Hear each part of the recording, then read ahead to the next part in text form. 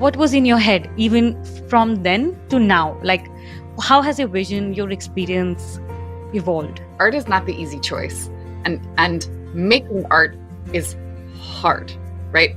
Artists, they put themselves on the line to be criticized, to be vulnerable. They're like their whole lives are in the work, and I think it's so brave. And I think for me, it's always been about bringing art to life, and I don't care how I do it. I just want to do it. When you believe in something, it means you don't give up. Don't be sensible. Listen to the little voice, because that voice is right, and that is your superpower. We're not equal. We are not equal. We are different. So let's celebrate our differences, but we should be remunerated equally.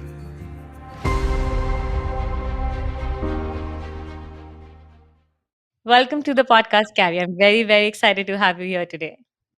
I'm honored, honestly. Thank you so much for inviting me. And as you may or may not know, it's Thanksgiving in America. And though I am based in the UK, I was busy this morning, like stuffing the turkey and throwing everything into the oven. So it's awesome. It's the turkey is in, and now I get to sit and have a conversation with you. So it's perfect. Amazing. That's so nice. Thank you. And I wish you a happy Thanksgiving, and everyone who's also listening to us right now. You have a pretty big user base in America, right?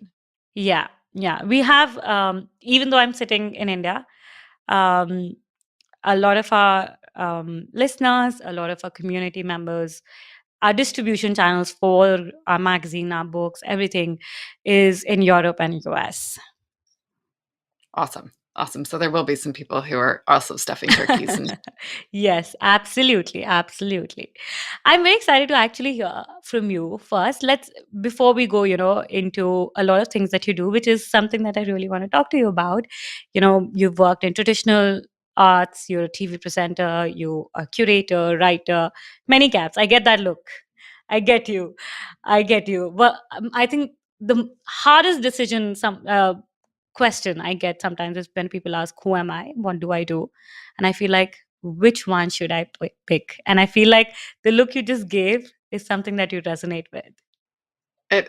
God, nail on the head with that one, right? I sort of, I started out in the art world almost 17 years ago, and that like idea of a multi-hyphenated person didn't exist, but it's who I've always been.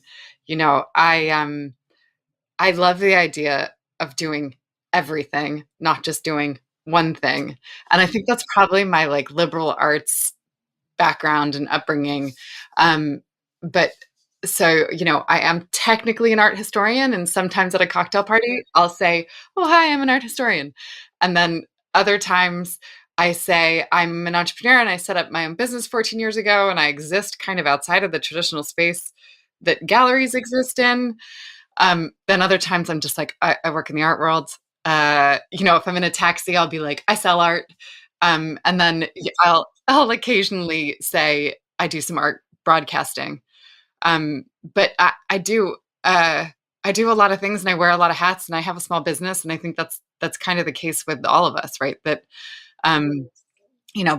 before you hit record, you were telling me your story. And I think it, in the best possible way, we kind of are all out here hustling and trying to make a space for ourselves that is the thing we want. Right. I was in the art world. I was running galleries, and I was running a gallery in New York. And the idea was very much that I was there to sell, and that was it. And I wasn't supposed to think about the exhibition plan or install. I wasn't really supposed to trouble myself with like anything that distracted me from selling. And that just didn't work for me.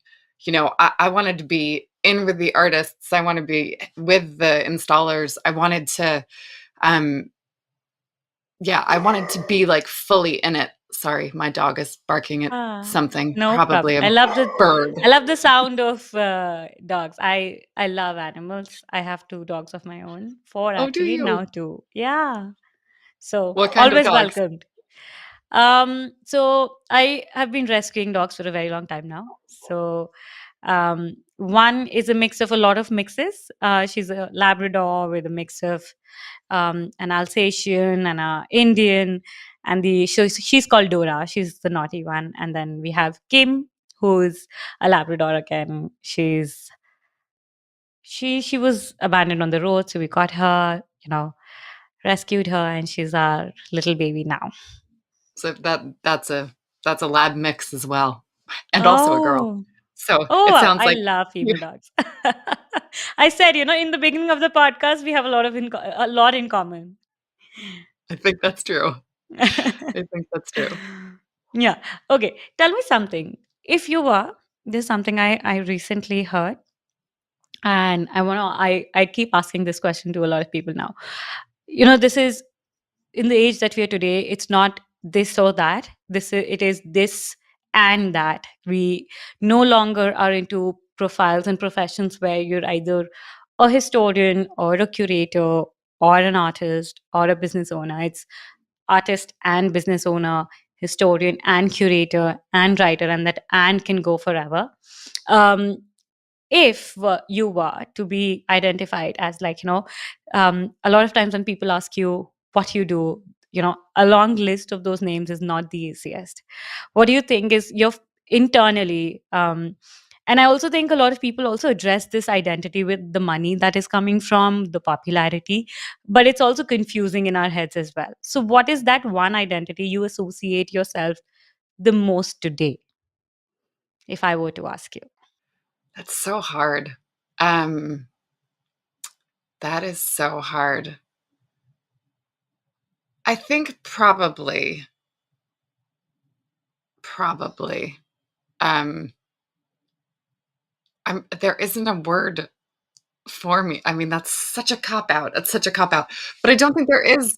You know, I, I don't know. I'm not a traditional curator in the sense that, I don't have a single collection that I'm looking after. I don't work at a museum. I don't have an institution. I do shows. I do that. And I've done some extraordinarily exciting shows, and I have curated them. And so, yes, I am a curator. Yes, I am an art historian, but I haven't written an art historical paper in 15 years, 16 years. That's the head talking. It's the head talking. That's the head talking. But I think, I could distill more easily, like, what's my what drives me, and I can only distill that because like you, I think in the last couple of years I have been asking myself why, like, what drives me and what pushes me, and that's a question I ask the artists that I work with all the time, like, why do you do what you do and what do you want from it? um and I think for me, it's always been about bringing art to life. And I don't care how I do it. I just want to do it. I want to get people in front of artworks and I want them to talk about it. And I want it to be loud. And I want people to go to museums and to say, I don't get it. Can someone, like, you know, tell me? Or not even like, I don't get it, and talk to the person next to you who might not be an expert, but who Yeah, will say, have a oh, conversation. exactly. Like, just talk. So if you can figure out a word for that, like, what is that role? I'm going to think about this. But Well, I you think know what? you need Uh, you need the same word. I think you need the same word. there is a word that's, I've had this for so long. I would do so many things, and then at the end of the day, I really resonate with what you said, because so a lot of times when I write now, I write a creator, because for me, for all I care is I'm a compulsive creator. Like, for me, I'm a person who, like, even if I'm sleeping or before bed or something, if there's an idea, I literally, like, I am a person who season visuals.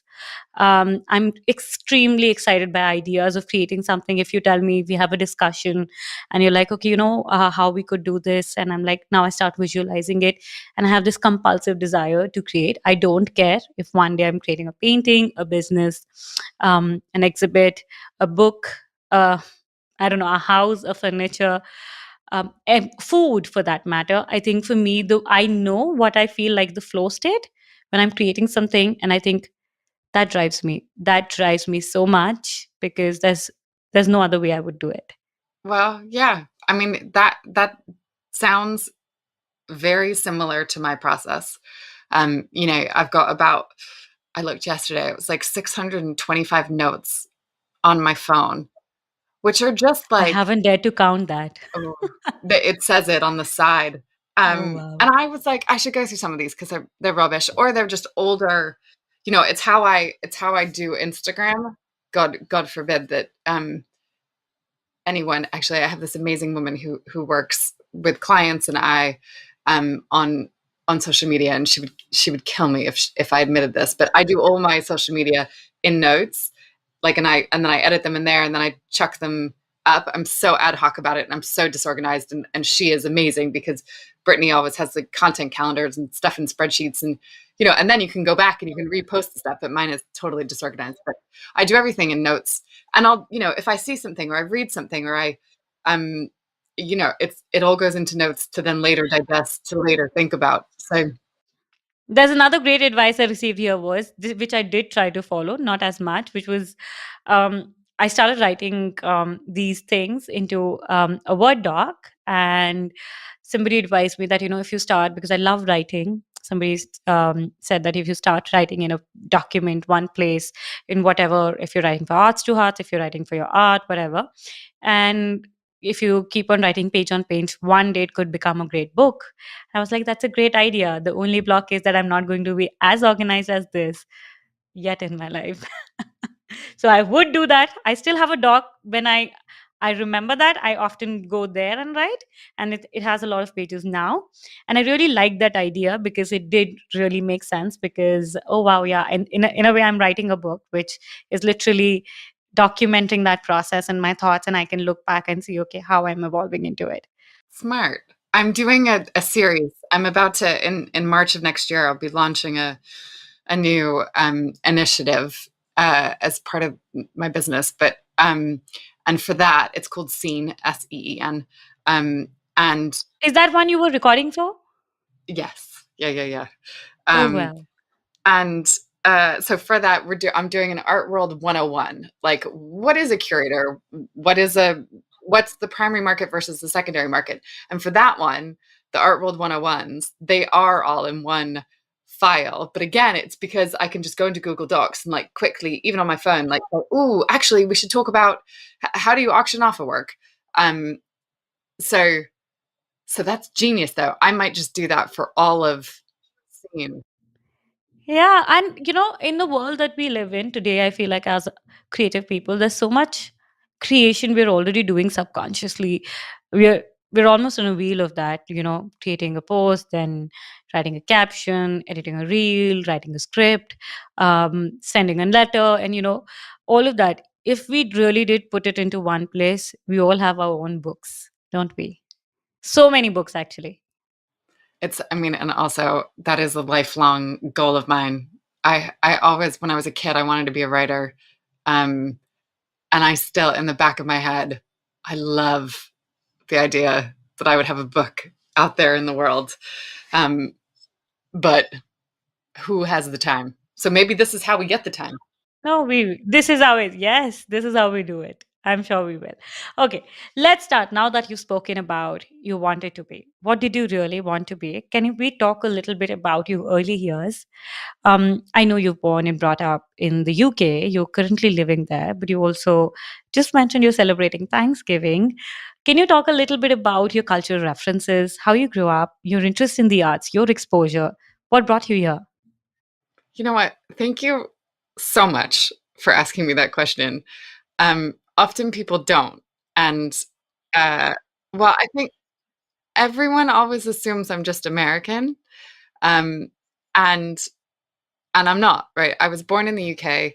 I moved to the States when I was 5 with my mom and my stepdad. My father was still here in the UK, and my whole life I have straddled both these cultures, and my accent as a result is a bit confused. If I'm yelling at my children, I'm like Mary Poppins. I'm so British.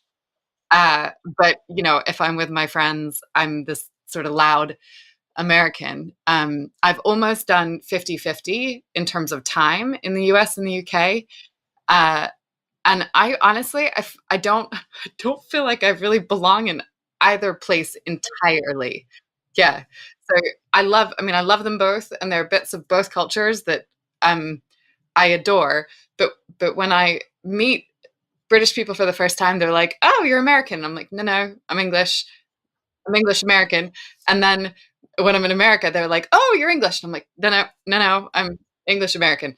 So, so, but I think that that's played a really interesting role in kind of how I see art, because or no matter what, I'm asking questions, right? Because I'm interested in people, and I'm interested in cultures, and I'm interested in our experience of the world.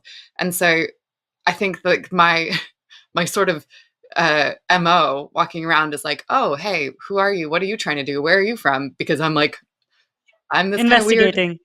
Yeah, exactly. So I mean, the potted history is, as I said, I always wanted to be a writer.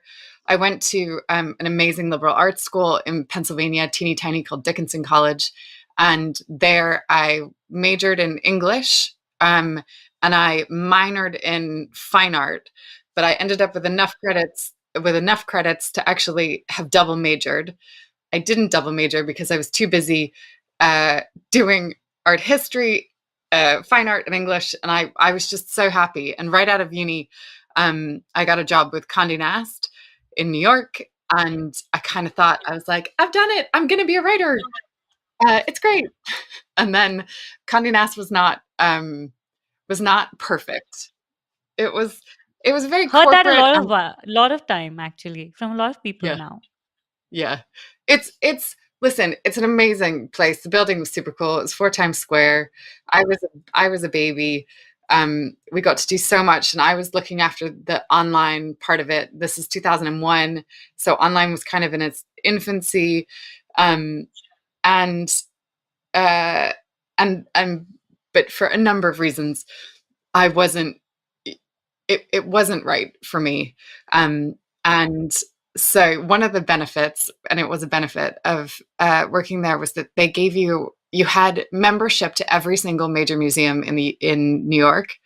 So Whitney, MoMA, um, Guggenheim, we had full membership, and you could go there. And those places became like my church. So post September 11th, which was a really, really sad time and an impossible time for me just to compute what had happened, I was going to museums all the time. Um, and this sounds like a movie, but I was sat in the Gerhard Richter show. He had a retrospective. I had never heard of him. Um, and it was a retrospective, I think, at MoMA. I should look this up. And a security guard was like, "You have been here 10 times, girl. What are you doing here?" And she was this like amazing New Yorker. She was just like, "What are you doing, girl?" And I was like, I love the work. And I'm like broke, and I've nowhere else to go. Um, And I have a free I've been pass. exactly free pass. Hello.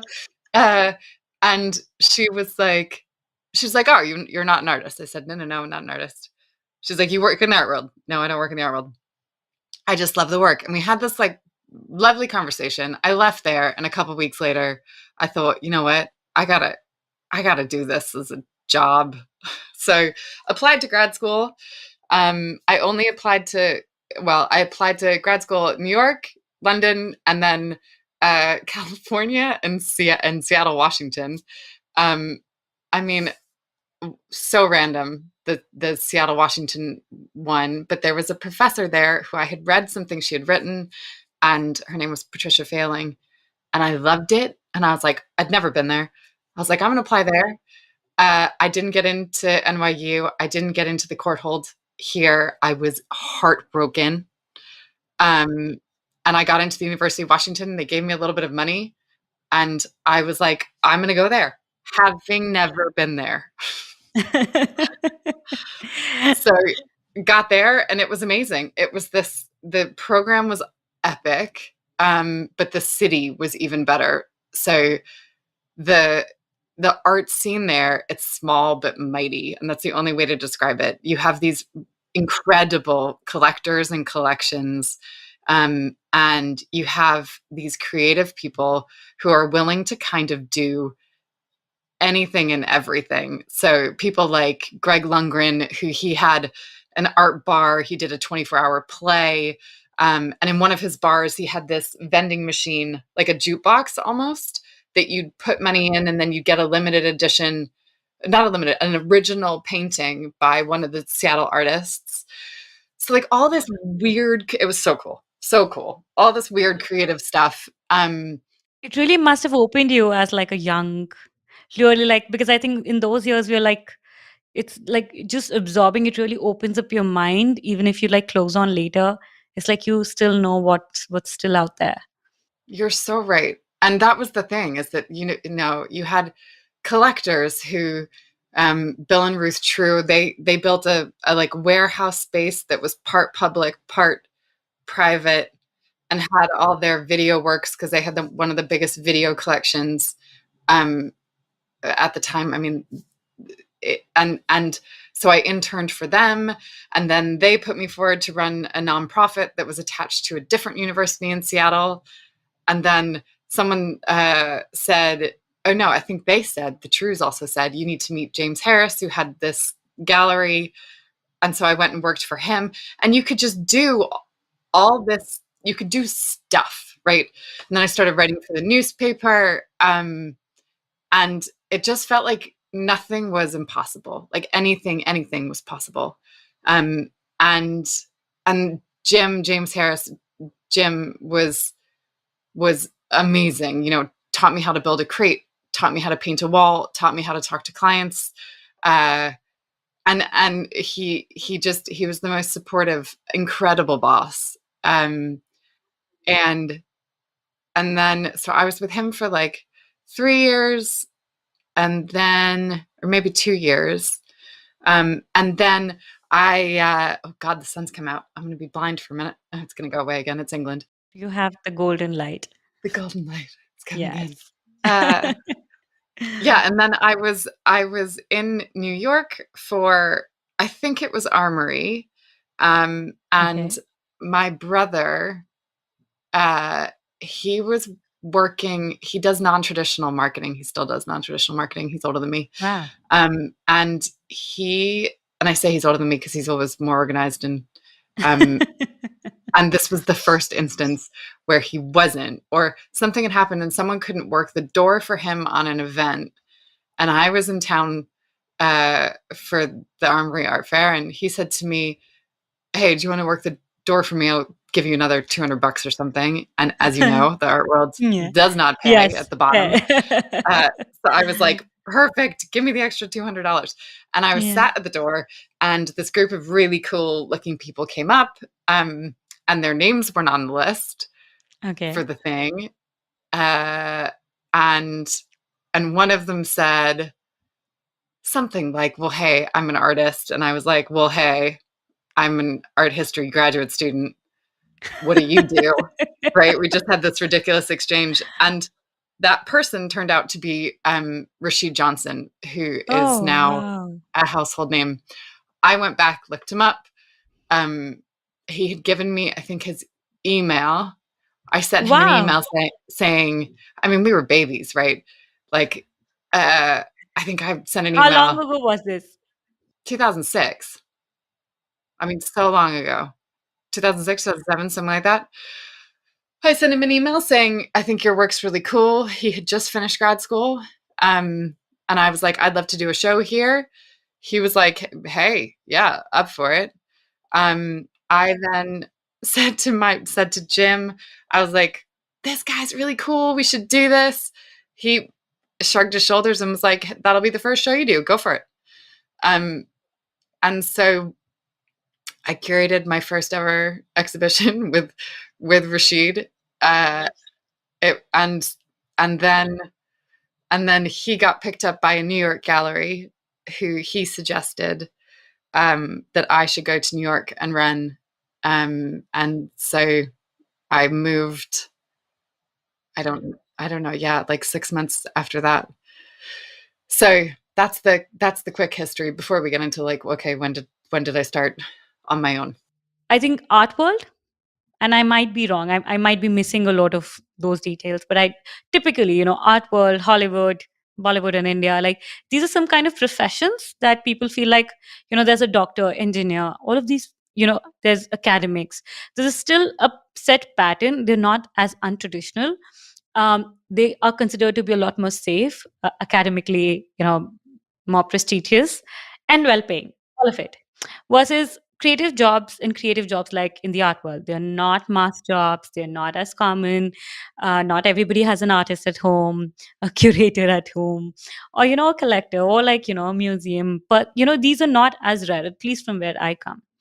So it's not it's and then there's a huge difference in the sense of, I think, lifestyle. For example, from where I came, I never went to. So in India, there's no museum culture as such. It's gotten better, like I said in the beginning. Also, India is a very craft driven country. So um, even if you walk today, you'll see so much art and craft on the roads itself, even without going to a museum. Um, we have um, we have had some incredible you know ways of how people engage, but going to museums and galleries has never been that. I never went to one till I actually went to Louvre. That was my first ever museum visit. Then when I got into the arts here, of course.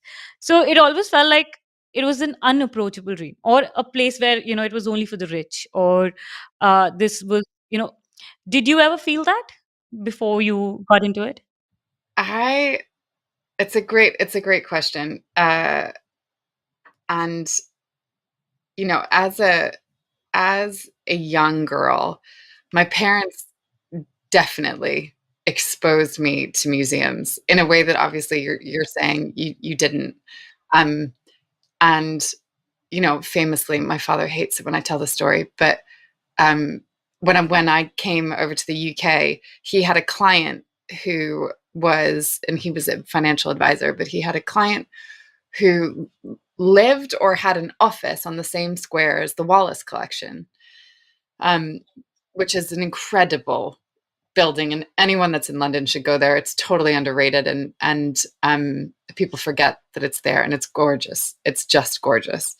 And they have the Fragonard famous swing painting. They've got like knights in shining armor. But anyway, my dad would regularly, and I don't know how old we were, but we were young enough. We were young enough that I can remember thinking, this is awesome. He would take us there and leave us. He'd go to his meeting, and my elder brother and I would be left in the museum. And I don't know if he like talked to the security guards. This is the 80s, so like anything, it didn't matter. And it was definitely like, don't leave the museum, just stay here. But it's still safer. I don't know how many parents would you be, as a parent today, willing to do that? Hell no. I mean, I'd be worried that the children would break something. And now that you know the cost of it, and what would that bring on you? Exactly. Exactly. Like there's no way. Uh there's no way. So I think, but yeah, so he did that. And I would just hang out there. And in boredom, I can remember kind of making up stories about the works in the collection. I can remember starting to sketch the stuff. I mean, I loved it. And then obviously being so close to New York, growing up, we lived sort of 40 minutes outside of the city. Um, Whenever my mom could, she'd drag us to museums. And then my godfather, who was really present in my life, he loves the arts. Um, but it wasn't a collector. There were no curators. My mom's a psychoanalyst. My dad was a financial advisor. My stepfather's an accountant. I was not, yeah, I was not in the art world at all. but I was by virtue of them taking me to things. And listen, the thing I always think now or looking back, it's like if I knew one that it would be quite so difficult, as in, I've seen my friends who have much more traditional jobs and their careers have just done that. Um, I wonder if I'd do it again, or if I'd just be like, okay, just do the things you got to do to get the museum job to like be at the tippy top, and then Yeah. So I hadn't seen like, business as women. There were no business women in the sense. And if women at all had careers, it was like maybe, get a job, do a job, then get married. I think that's the trajectory that I'd seen for a really long time. But I think people say that if you went to do out on your own, there's so much more freedom, et cetera, et cetera, et cetera, which is true. What people often don't tell you is you have the freedom to decide what you do when, but you are doing it all the time. You do not have a 9 to 5, you have a 24/7 job. The stability is on a stake. There's like, also, like, like you just said, a lot of time people also say that you should do a business or a job, something that you really enjoy. The flip side to that is also sometimes when you make something that you do for fun a job, sometimes the fun also goes away, and it's such a tricky balance to always make sure that, how have you dealt with it, from switching from, being in the traditional world also, and now being in this new age world, I'd say right now, for sake of a better word. I feel that. I feel it so. I feel what you said so deeply. This like the pros and cons of doing the thing that you love, right? The thing I, I don't like inexplicably. I am drawn to art, and and so as a result, right? When most people get to just finish their day, they're done.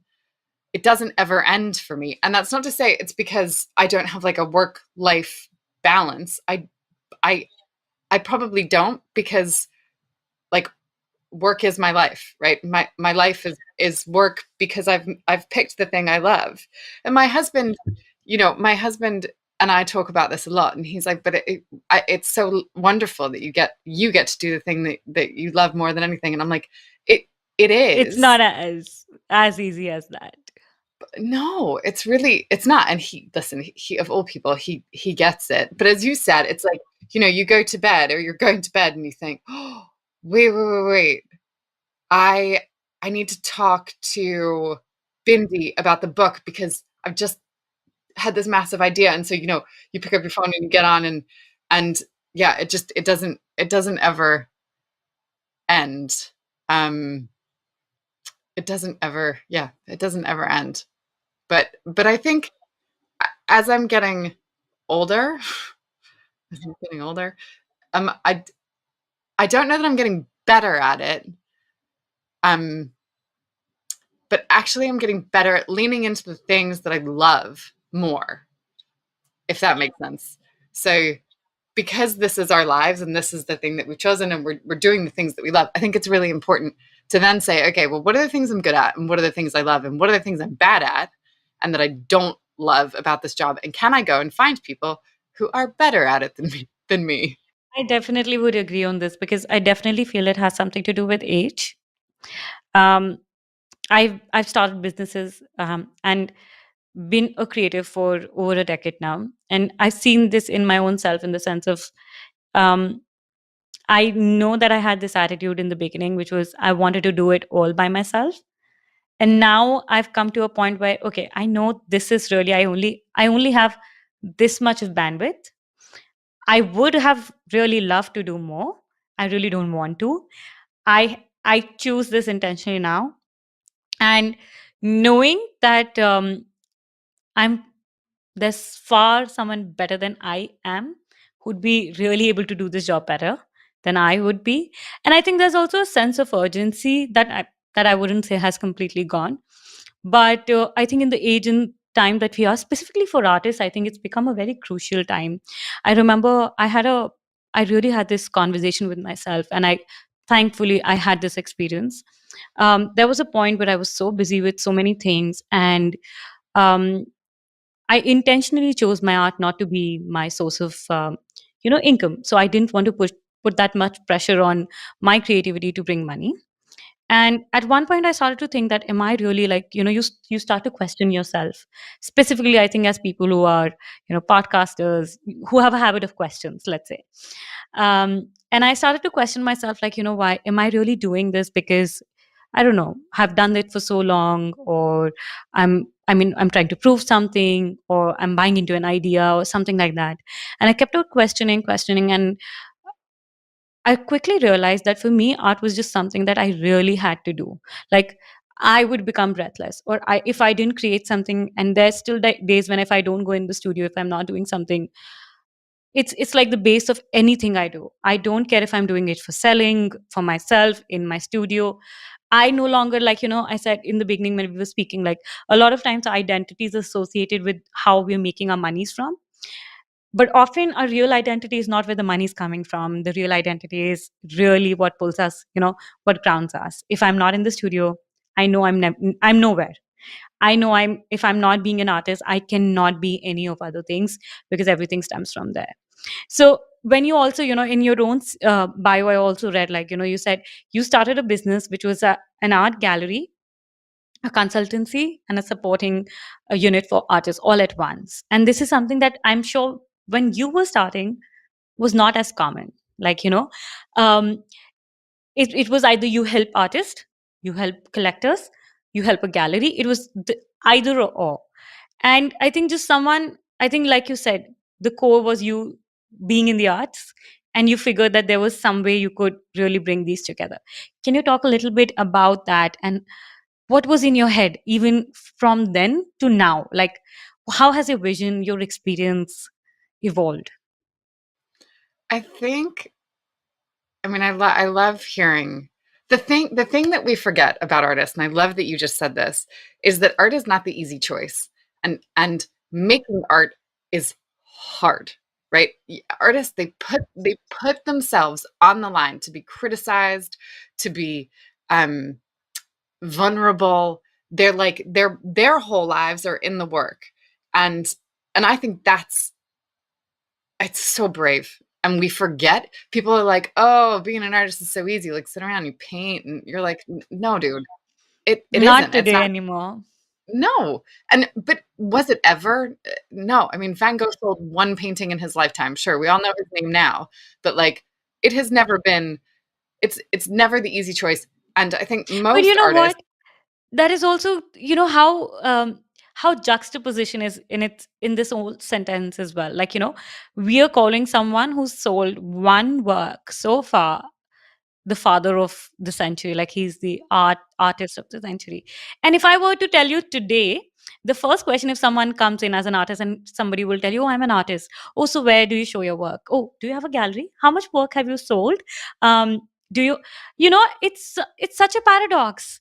Like, how are identities, like, if you say you're a writer, somebody would ask you. I remember someone telling me this also. So strange. She said, like, I am an author, and somebody asked her first time, "Oh, which publication are you associate? Who published your work?" And she said, "I self-published." So how paradoxical it is for someone, how we associate identities today versus. no, but this is a debate I've been having for a while with anyone that will talk to me about it. It's like, you know, there is a name for 1% of the artists in the world. As in, people we call artists are the people that are represented by galleries. That's it, right? Then there's everybody else who's, who may be selling work on Etsy, who may be a graphic designer, who may be painting every day or drawing every day, but they don't have representation and they're not selling. So we slightly need to define, right, what is an artist. um but to get back to your point about my business, God, I mean, I never had a plan. I would love to say that, like, I knew what I was doing. I never had a plan. Nicole Clagsburn. So I worked for her for 2000 in 2008 and 2009. I got to her in May of 2008, and obviously New York fell apart again. So I mean, if I ever say I'm moving to New York, I always say this to people, like, just don't like short the market or something, because every time I've moved there as a grown up, it's been a disaster for the whole city. Um, but so and then she laid me off, uh, because the world was falling apart again. I was completely devastated, because my whole identity was working and being like, I had never failed at something, and I felt like I failed. I mean, I really felt like I failed. And everyone kept saying to me, "You haven't failed. Like, this is layoffs. Like, we're in the worst recession ever." Da, da, da, da. But I couldn't see it that way. Um, and then I thought, okay, well, how am I going to? I mean, after like I'm a lot of tears and a lot of bottles of wine, and a few weeks of like, what am I going to do and how am I going to pay the bills? Um, I thought, maybe. Well, I applied for some jobs. None of them worked out, and then I was like, you know what? I got to do this myself. I don't have a mortgage. I don't have any kids. I'm almost 30. I was 28 at the time, 29, 28, 29, somewhere in there. Um, I'm just going to set up on my own, and I'll do some like pop-ups. I'm going to get like a bit of Seattle back in me, and I'll just do stuff. Um, and I think my parents, all of them, were like, what? This is why we told you, don't go to grad school for art history. Like, what are you going to do with that degree? And I had student debt at that point. Y- you know, it was scary. But I was like, there's got to be a way to help artists outside of the gallery system, and I'll just do pop-ups, because pop-ups were starting. There wasn't really a word for it yet. They were like temporary exhibitions. Um, and I just, like, luck, right? I had a client in Seattle who asked me to help them a bit on some stuff. So that was a gallery that was like, hey, write our press releases and help us with client outreach. And I was like, from New York? And they were like, yeah. So I did that with them, and I went to a few fairs with them. And then I met a guy called Jimmy Moffitt, who is amazing. And he ran Art and Commerce, which he set that up in the 70s, 80s. And he's an agency for fashion photographers. And he represented everyone from like Stephen Meisel to Annie Leibovitz. And he said, hey, I've got this artist in London called Nick Knight. And I was like, I know Nick Knight. He did the Massive Attack album cover and the Bjork album cover. And Jimmy was like, okay, yep, he did. Great.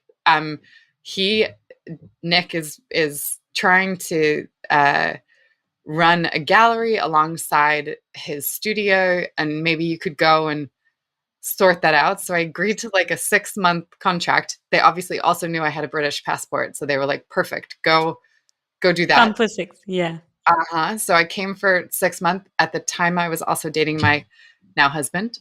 Um, and so I was like, perfect. I'll like figure out the boy, because there's no way I'm moving just for the boy. And I've got a 6-month retainer. And then I was like, huh, I actually have a business now. And so that's honestly, there was no plan. And that's how it's happened, right? So then I started helping artists. So I was embedded in Nick's studio, and I had a few other Can artists you that I can was you like, elaborate how does that really, can you give us a behind the scenes and how you do it in real life? How do you really, like, what kind of artists are you helping?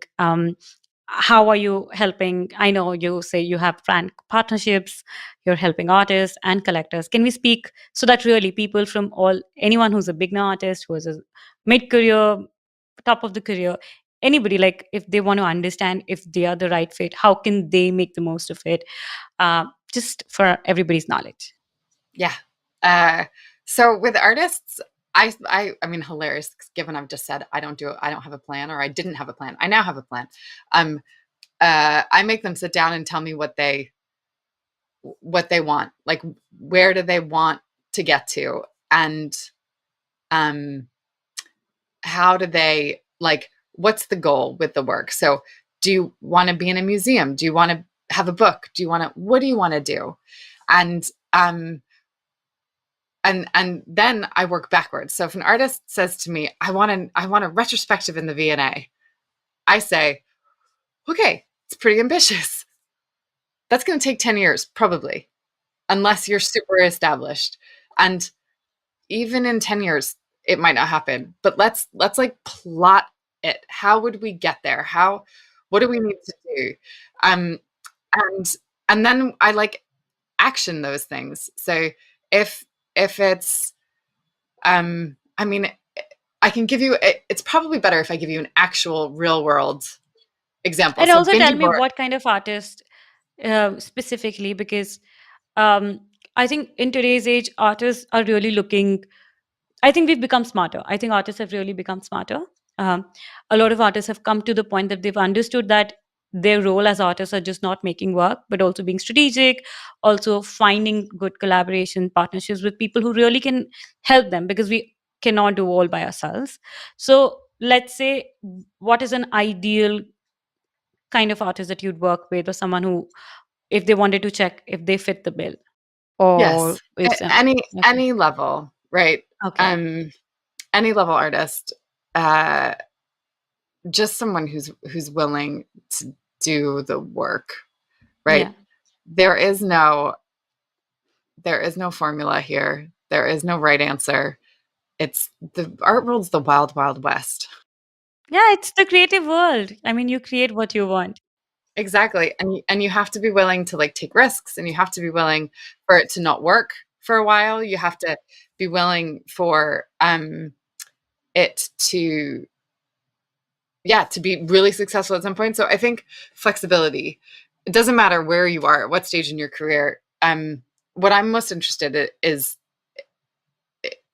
like projects. So if you've got an amazing project that I can see a beginning, middle, and end, I'm excited to work with you. And that's, I'm going to actually reach a prop, even though I didn't mean for it to be there, but it's there. So like Bindi, she is an incredible young artist who during lockdown, she sent me a PDF.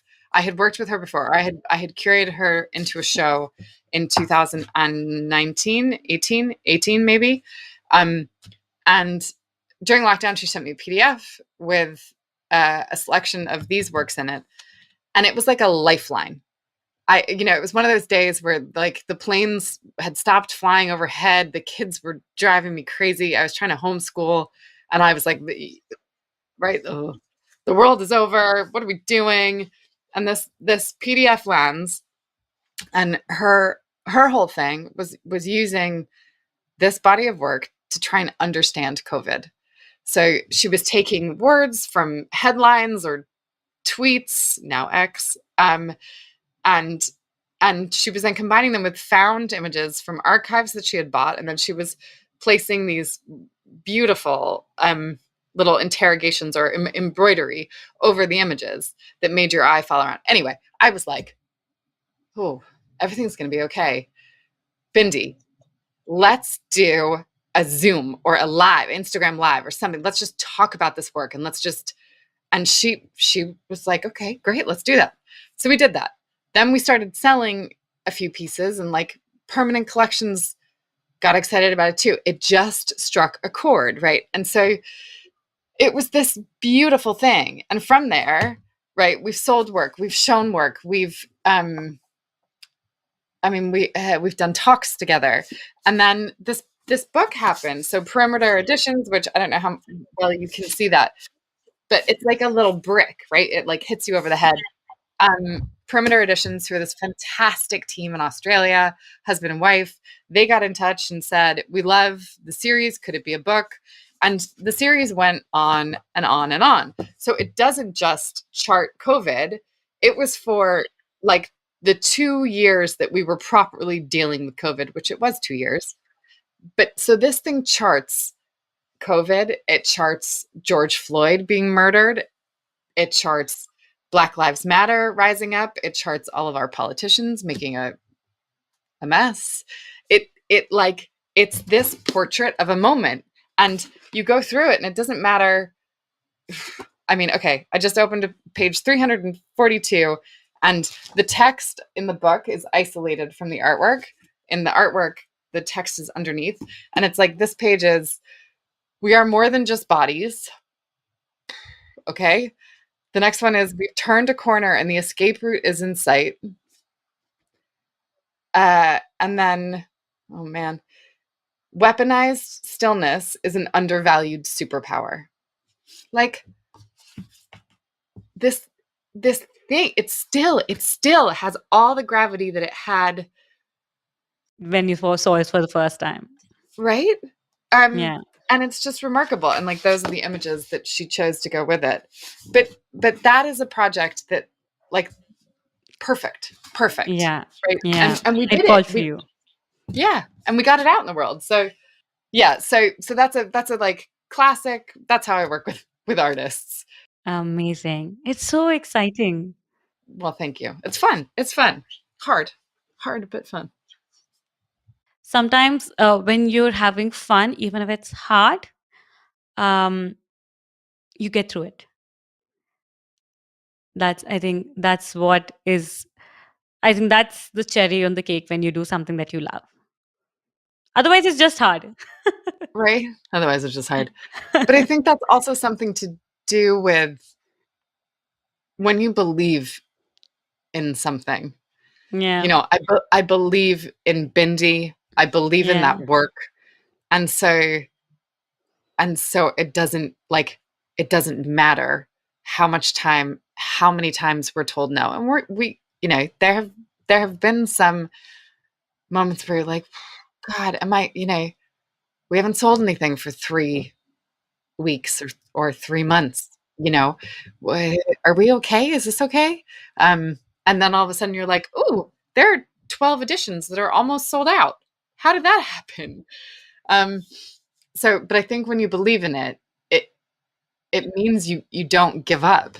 Yeah, I agree with that. You just keep going. You just figure it out. You keep figuring it out Yeah. until you figure it out. A friend of mine made the analogy the other day, about this new business, or this new arm of my business that we're starting, and he was saying, he's like, um it's a bit like a video game. So you just have to stay alive and make it to the next level. And by staying alive, you can fail, right? Because in a video game, and just imagine, he's like, just imagine you have unlimited lives, right? You can try and make the jump and you fall down the hole, and you can try and make the jump and you fall down the hole. You just got to make it to the next level. Like, just make it to the next level. And it's a weird analogy. One, because I don't really play video games. The kids do on occasion. Um, but like, but I loved that. I loved the, like, no, you can't fall down the hole and fail, and then you can get back up and you can try it again. It felt like a lovely analogy. No, I think it's really nice. Yes. And it's, I think, I think as creative people, we also find a lot of inspiration from these analogies because it does, like, it's great to be practical, but sometimes I think like these ideas really give us hope. Uh, I think we've all hit the ground. We've hit bottom, specifically in the last 3 years. I'm sure we've all had some really terrible things to face, be it a financial loss of loved ones or something. And I think in those days, specifically in my own experience, I feel like when you really look at these things and you figure out, okay, one more time. I think I keep telling myself whenever I hit the ground, I'm like, I did it before, one more time. And there's like, you keep telling yourself another time, just one more life. Like, while playing the video game, you're like, just one more life. And you just keep getting that. Okay, there's another thing I wanted to talk to you about, something that I deeply am very, very passionate about. And I know you've spoken a lot about, which is specifically, of course, women in the art world, but also generally women. I think for me, women came first, art world came second. I was, like I told you, I grew up in a very patriarchal setup. I just, even it wasn't like a traditional patriarchy. I think it is so deeply ingrained into our system, in our subconscious, in our cultures, in our gender roles, that I absolutely, growing up, I always retaliated and hated the way women were being treated, specifically around me. How our identities even today as modern women, I think that is one of the biggest themes for me as a woman, as an artist, like, how my work is on modern Maharani, and Maharani is like a keyword for a queen, and I keep saying this, why, so when in India, so if a woman is like, if there's somebody, we have a niece, so I don't have children, I'm not married, but I stay with my family, and my brother has a boy and a son, and I'm very close to my niece, and I keep telling her, like, if she's doing, oh, don't be a Maharani or don't be this. And that's how we also grew up. Like, if a woman is expecting too much, being good or bad, like, how we're always in put in a spot. And um, women in the art world, is we all know. Can you talk about how has this does this have any personal root to it? Your own experience as a woman, and how is it extending into your professional life? I think I've said this sentence about 20 times this podcast, but I, again, like you, I mean, we really are very similar. This is something I, since I recognized that I was a girl, I was like, that's not fair. Don't treat me like that. Um, and and I have rallied against it since I was a teenager, really. Um, and then it was definitely brought out at university. So I studied this poet, very little known still, called Mina Loy, and she was part of that set of like the James Joyce and Gertrude Stein, and she was part of those women who were really strong and were fighting for their voices. But then she walked into the ocean and she like gave up, and it was that like this image of that actually the patriarchy was just too hard for her, and all her work, her most famous collection of poems is called The Lost Lunar Baedeker, which is a guidebook, and it just felt like her entire life was also rallying against the patriarchy and the way that she as a woman was treated, um, and it hit hard, right? And then I got to grad school, and I saw this work by an artist that was really tied up in third wave feminism, and at that point third wave feminism was where we were, and it was all about like being awful to women again, right? You were kind of poking fun at women who were too complicit, and that felt really wrong to me. So I like picked apart this artwork because the artwork was absolutely doing that, and I wrote a paper and I took it to UC Berkeley, and I was out on the like, this is not fair. Um, and so it's come with me. It's come with me. And and as I've gotten older, those,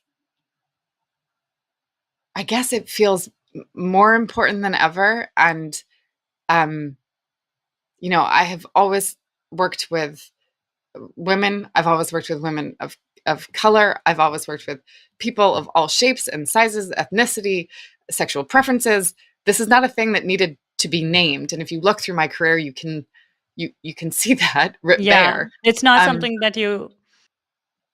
no, and I don't get it. I don't get why still. Yesterday was I can't remember what it's called, Equal Pay Day, where so everyone in the UK who is a woman has now stopped earning. From now until the end of the year, women aren't making any money because of the Wow, oh my discrepancy. God. Because of the discrepancy between what women are paid versus what men are paid. So that is like we're a third down or something like that. You can look up the statistics, but it was yesterday, and you think, okay. And then you go back to in 1985, the Guerrilla Girls made that piece with the dollar, right? The dollar sign, they made that poster, and the dollar sign is cut into a third, and it says, women make less than a third what men do. And then it says, like, female artists make, and I can't remember, I'm terrible with numbers. I can't remember what the percentage is, but it says how much female artists make less than men. And you're like, that's 1985. 1985. We are in 2023, people. Like, God, how are we almost still, four. almost four, how are we still having this conversation? Yeah. Why are we not? I get it. Look, and this is controversial, and maybe people will come after me. We're not equal. We are not equal. We are different. So let's celebrate our differences, but we should be remunerated equally. It's that simple, right? If I am as good at what I do as my male counterpart, pay me the same. And if you're telling me that Georgia O'Keeffe is not as good as her male counterpart, who I can't think of, who is it? Um, who would her painting male counterpart? I can't think of anyone who would be her painting male counterpart because no one does flowers, but you know what I mean? Like one of her contemporaries, you cannot tell me that her work has less value, but it does. Honestly, I feel like if we are really talking about disparity, women should be paid more, because I feel like the roadblocks women have, men really don't have it. I mean, they don't have to bear children, and that's just not. It's not that you and I decided. It really is what somebody decided. And it's this could really go south, but I'm going to say this. But I really do feel like, so like I was having this conversation with my associate editor, and all of our teams, they're mothers, they have children, one of them is expecting. And I understand completely how difficult it gets. Some days I feel like, and I told her, you know what? I really believe in this, because someday I really want to have a child. And I don't want to choose a career over a child or a child over a career. I truly believe that I want to do both. And that is only possible when A, I believe in it, and B, when, people around you really make that. A woman to really, but a man, when, let's say, a man wants to have a family, they don't have to decide.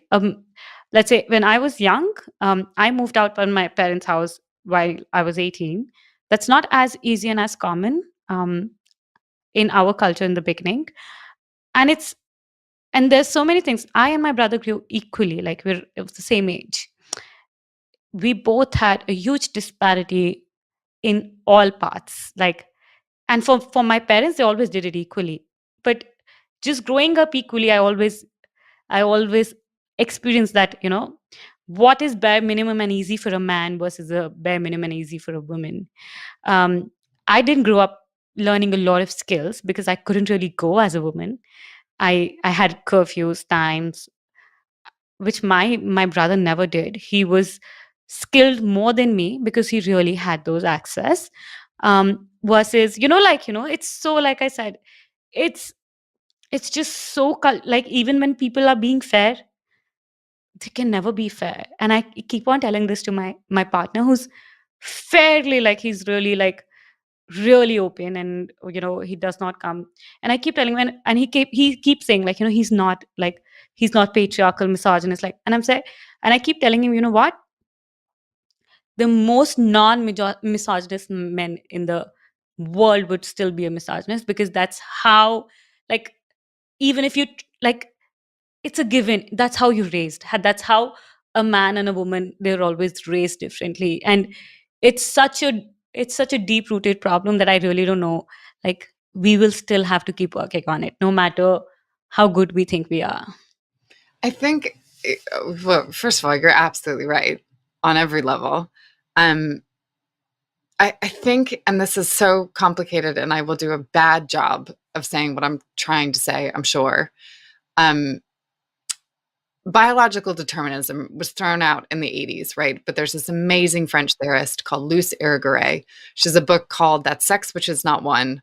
And it's a seminal text for me, it's a seminal text for feminism. But she just talks about the fundamental difference between men and women does come down to our biology, right? So men are singular by virtue of they have a singular phallus, and we are multiple because of the way that we are gendered. um and here's the thing, that nobody talks about loudly enough yet, and I can feel it, it's happening. But like, as women, right, we go through puberty. Men do that too, so everyone gets a bit knocked around in that. But then once a month we experience this like massive hormonal thing that we have to deal with, which we do with grace, and we're amazing, right? And we have to normalize it. Also, in the modern times, um, it's even though our bodies are different, and I think there's such a paradox in this as well, where we're saying like, oh, you have to be this smart independent girl, oh, you just had your periods, get up and go there and whatever. And on the contrary, there's also like this huge, like your body's experiencing something, and we all have different ways of dealing with it, and your body may require downtime or not. I mean, it's never a gray, black or white, it's so gray. And I've now started to understand so well how my body works. And I'm 44 years old. Seriously, it took me this long. It's insane. But, that I mark my calendar. I know the 7 days before I'm going to get my period, do not, do not let self-doubt guide you. So I will not make big business decisions if I don't have to, because I get in those periods, I get anxious, I doubt myself, and that's just hormones. That's all it is hormones. But so I have to like cost it myself a little bit and say, okay, look, all the noises in your head, they're legit. Listen to them, but maybe don't act on them right now. Like just take a second.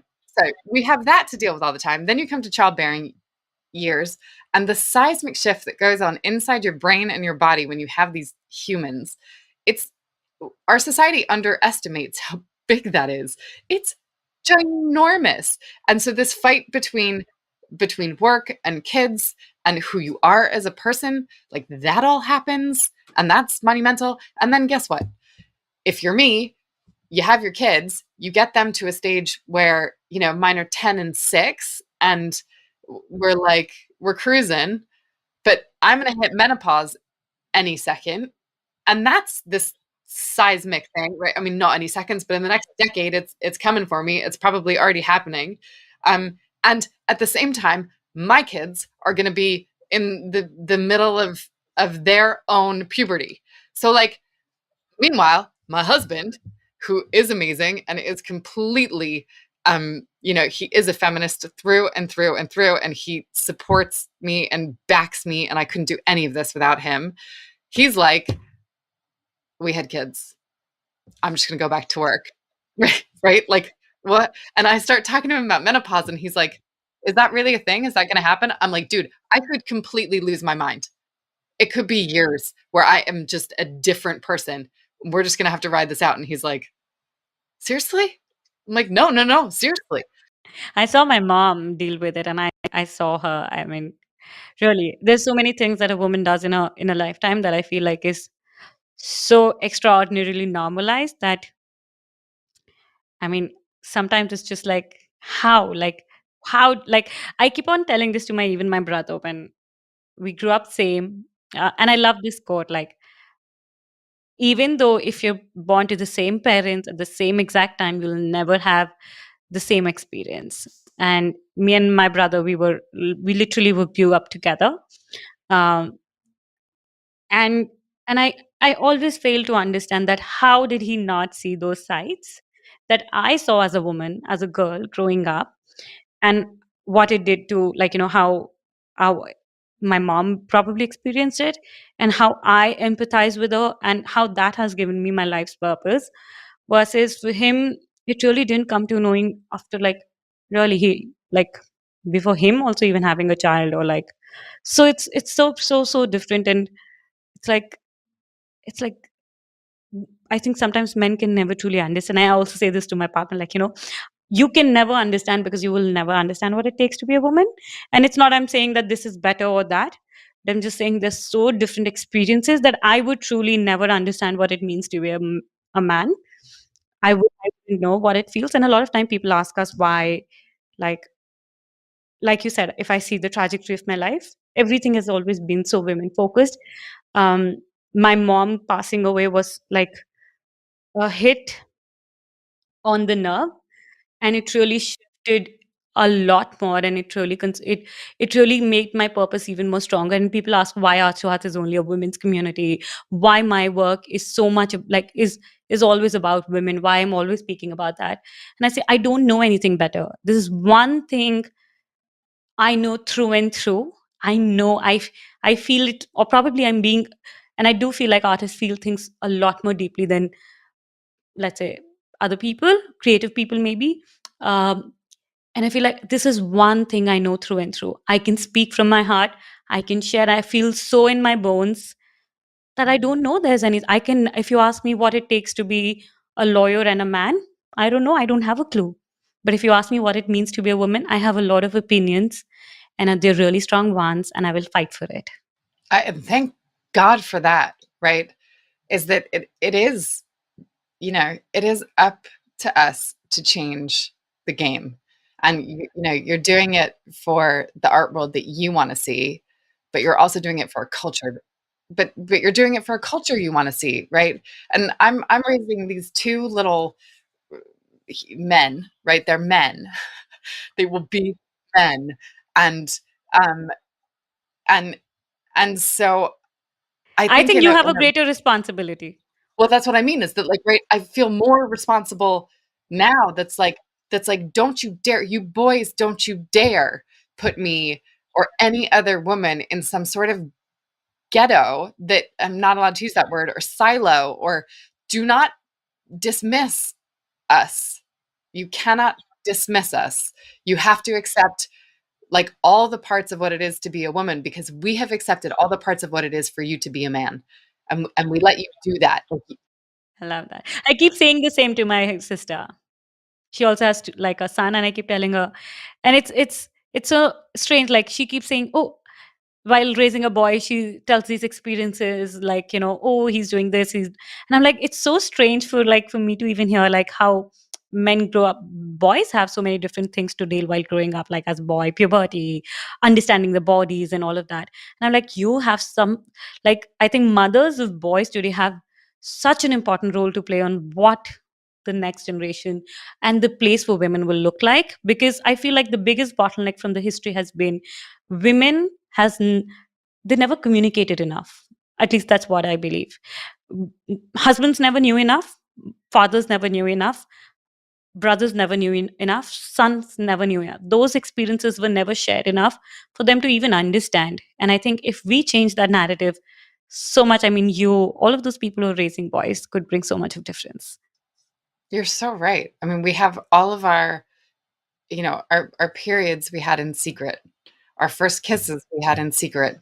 Uh, Anything that had to do with our bodies, it was secret.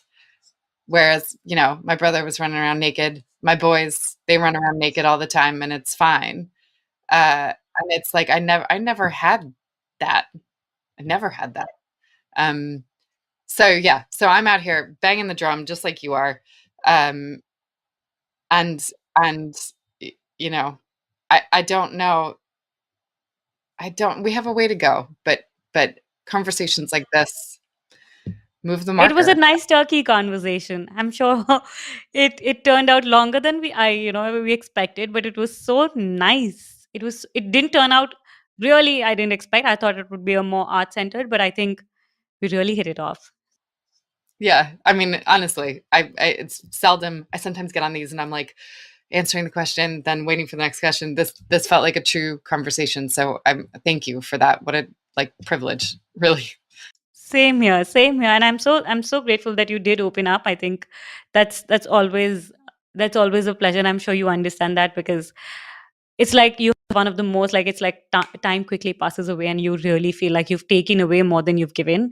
I really did feel that way. So I'm taking a lot of it from this conversation. I am hopeful this isn't it's our first, but it's not our last. I mean, hey, anytime. And when I get seen up and running, I might have to get you over on our channel. So we're not doing a podcast, but there's other things. So I might have to drag you. I'm seeing all your I'm seeing all your video recording. I'm very excited what it turns out. And I always love how, like, I love how I feel women are so creative. And I think the way energy we do things with is like, it's always so empowering. So I'm really, really cheering for you. But here, wait 1 second. Before I let you go, anyone who's listening, one piece of advice you'll give us, okay? Specifically for women artists, that's who we are, listening mostly, but beyond that as well, if you'd like. And where can people find you, support you? How can they learn more from you? And anyone who's interested, where do you want to direct them? One piece of advice: Do not ignore the little voice, the little tiny voice inside you. And I think going back to what we were saying, as women, we have quieted ourselves. And so those voices are small, but they are actually supposed to be our big voices. Uh, and the thing that has always made me tick, it was a little voice at first that I was like, ooh, art, ooh, I like art. I think I like art. And then I was like, no, no, no, be sensible. Don't be sensible. Listen to the little voice, because that voice is right. And that is your superpower, the thing that scares you. It is going to be the thing that makes you. So listen to that, the teeny voice. Um, and where you asked me where do you find me? So on Instagram, even though I said I'm not really a traditional curator, my hashtag is Carrie Scott Curates. And then I have a website, Carrie Scott. I don't use Twitter all that much. I'm trying to use TikTok more. But I'm not very hard to find. So and I'm very open to conversations like these with anyone that wants to have it. So drop me a line. Perfect. I will make sure that everything that you've mentioned, the links, the artist, and all your touch points, we'll make sure that that's mentioned in the show notes. There will be more work from you, your projects, and more details from this episode in the show notes. So, everyone who joined us, make sure you do visit the website and you check out Carrie's work. Make sure if you did like this and what part you did really resonate. I think one big takeaway from this conversation would be how we can keep the conversation going, because I think that's what really matters.